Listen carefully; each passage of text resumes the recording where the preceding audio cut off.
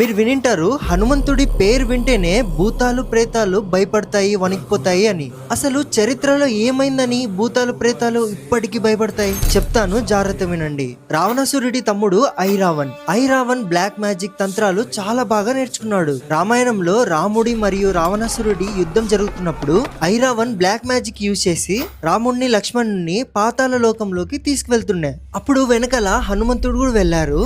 ఐరావణ్ణి హనుమంతుడు ఎంత కొడుతున్నా ఇక్కడ చనిపోతున్నాడు, మళ్ళీ అక్కడ బతుకుతున్నాడు. హనుమంతుడికి అర్థమైతుంది ఇదేదో బ్లాక్ మ్యాజిక్ జరుగుతుంది నాతో అని. అప్పుడు తెలుసుకుంటాడు హనుమంతుడు 5 దిక్కుల్లో ఉన్న దీపాలు ఒకేసారి ఆర్పితే ఐరావణ్ణి చంపచ్చు అని. కానీ 5 దిక్కుల్లో ఉన్న 5 దీపాలు ఒకేసారి ఎలా ఆర్పాలి? అప్పుడే హనుమంతుడు రౌద్ర రూపాన్ని ధరిస్తారు, పంచముఖి హనుమాన్.